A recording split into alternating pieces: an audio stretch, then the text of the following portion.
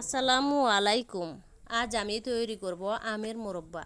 আমগুলো আমি আগে থেকেই কেটে রোদে শুকিয়ে কাঁটা চামচ দিয়ে কেচে নিয়েছি।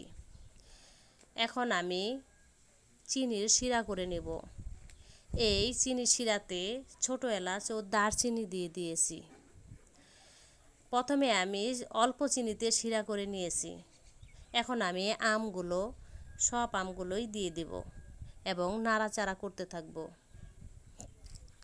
আমের মোরব্বাতে চিনির পরিমাণটা একটু বেশি লাগে, না হয় আমগুলো টকই থেকে যায়।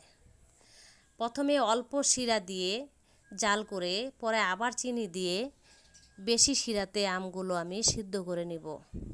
এইভাবেই নাড়াচাড়া করতে থাকব। আমগুলো যখন সিদ্ধ হয়ে যাবে, শিরাটা শুকিয়ে আসবে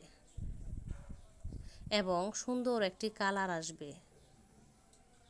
আমগুলো আমার হয়ে গেছে। দেখেন আমার মোরব্বাটা কতটা কালারফুল হয়েছে। দেখতেও যেমন সুন্দর, খেতেও তেমনি সুস্বাদু। ভালো থাকবেন।